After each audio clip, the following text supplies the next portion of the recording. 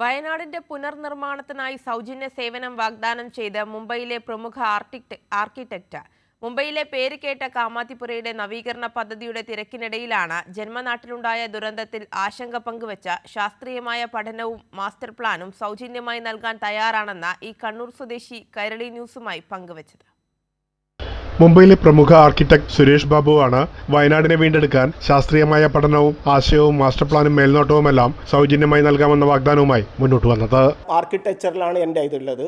അപ്പോൾ അതിന് വേണ്ടുന്ന എൻ്റെ സർവീസ് കംപ്ലീറ്റ് ഫ്രീ ആയിട്ട് എനിക്ക് ചെയ്യാൻ വേണ്ടി പറ്റും. അതിന് വേണ്ടിയിട്ടുള്ള ഐഡിയ തരാനും അതിന് വേണ്ടിയിട്ടുള്ള പ്ലാൻ പ്രിപ്പയർ ചെയ്യാനും അതിനെ പറ്റിയിട്ടുള്ള മാസ്റ്റർ പ്ലാൻ ചെയ്യാനും അത് എങ്ങനെ വേണം, ഇങ്ങനെ തന്നെ ഇതിന് ആരൊക്കെയാണ് എക്സ്പേർട്ട് ഉള്ളത് അവരൊക്കെ കോർഡിനേറ്റ് ചെയ്യേണ്ടതും എൻ്റെ ആർക്കിടെക്ചറൽ ഡിസൈനും എനിക്ക് ഫ്രീ ആയിട്ട് ഈ ഒരു ഇതിന് വേണ്ടിയിട്ട് എനിക്ക് ചെയ്യാൻ വേണ്ടി. ദുർബലമായ ഭൂപ്രകൃതിയുള്ള വയനാട്ടിൽ നടക്കുന്ന പുനർനിർമ്മാണ പ്രവർത്തനങ്ങൾ ശാസ്ത്രീയമായിരിക്കണമെന്നും സുരേഷ് ബാബു സൂചിപ്പിച്ചു.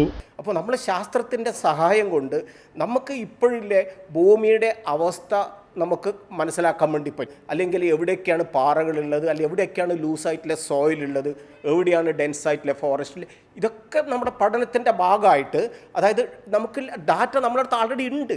മുംബൈയിൽ കാമാത്തിപുരയുടെ നവീകരണമാണ് സുരേഷ് ബാബുവിന്റെ നഗരത്തിലെ ഏറ്റവും പുതിയ പദ്ധതി. ഇന്നത്തെ കാമാത്തിപുരേൻ്റെ സിറ്റുവേഷൻ എന്ന് പറഞ്ഞു കഴിഞ്ഞാൽ ബിൽഡിങ്സ് ഒക്കെ തകർന്ന് വളരെ ശോചനീയമായിട്ടുള്ള അവസ്ഥയിലാണ് അവിടുത്തെ ബിൽഡിങ്ങുകളും അല്ലെങ്കിൽ അവിടെ താമസിക്കുന്നവരും ഒക്കെ ഉള്ളത്. അതിൻ്റെ ചുറ്റും എന്ന് വെച്ച് കഴിഞ്ഞാൽ ഇന്ത്യനെ ഫുള്ള് കൺട്രോൾ ചെയ്യുന്ന ആൾക്കാർ താമസിക്കുന്ന മലബാർ ഹില്ലായാലും അല്ലെ ചൗപ്പാത്തി ആയാലും അല്ലെ ബൈക്കളായാലും വെറളിയായാലും അതൊക്കെ അതിൻ്റെ ചുറ്റുപാടാണ്.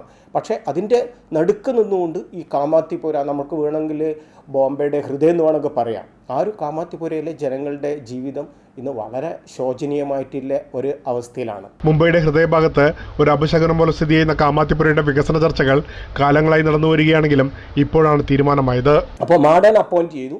അവർക്ക് ഇത് ചെയ്യാൻ വേണ്ടിയിട്ടുള്ള ഒരു ആർക്കിടെക്ട്സിനൊക്കെ വേണം. അപ്പോൾ മാഡിയും അതുപോലെ തന്നെ ഒരു ടെൻഡർ ഫ്ലോട്ട് ചെയ്തു. ആ ടെൻഡറിൽ എനിക്ക് തോന്നുന്നു ബോംബെയിലും പുറത്തുള്ള ലീഡിംഗ് ആയിട്ടുള്ള ആർക്കിടെക്ട്സൊക്കെ അതിൻ്റെ അകത്ത് പാർട്ടിസിപ്പേറ്റ് ചെയ്തിട്ടുണ്ടായിരുന്നു. പക്ഷേ ലക്കിലി നമ്മൾ അതിൻ്റെ അകത്ത് ഫസ്റ്റ് വിൻ ചെയ്തു. അപ്പോൾ നമുക്കത് പ്രോജക്റ്റ് കിട്ടി. പഴയ കെട്ടിടങ്ങളും ചെറിയ ചാലുകളും പൊളിച്ചു നീക്കി ആധുനിക താമസ സമുച്ചയങ്ങളും മൾട്ടി സ്പെഷ്യാലിറ്റി ആശുപത്രിയും അന്താരാഷ്ട്ര വിദ്യാഭ്യാസ കേന്ദ്രവും പാർക്കും പടുത്തുയർത്തിയാണ് കാമാത്തിപുര മുഖം മിനുക്കാൻ തയ്യാറെടുക്കുന്നത്. ശേഷം നമ്മൾ പ്ലാനൊക്കെ ഫൈനലൈസ് ചെയ്തു, കംപ്ലീറ്റ് DPR ഉണ്ടാക്കി. നമ്മുടെ DPR അപ്രൂവ് ചെയ്തു. നമ്മുടെ ഹൈപ്പർ കമ്മിറ്റിയിൽ ഇത് പ്രസൻറ്റ് ചെയ്തു. അവരും നമ്മുടെ പ്ലാനും നമ്മുടെ ഡീറ്റെയിലും ഒക്കെ അപ്രൂവ് ചെയ്തു. മുംബൈയിലെ ചുവന്ന തെരുവെന്നറിയപ്പെടുന്ന കാമാത്തിപുര നവീകരണത്തിന് തയ്യാറെടുക്കുമ്പോൾ വേശ്യാവൃത്തിക്ക് പേരുകേട്ട സ്ഥലത്തെ പരിസരവാസികളും വലിയ പ്രതീക്ഷയിലാണ്. പ്രേംലാൽ, കൈലി ന്യൂസ്, മുംബൈ.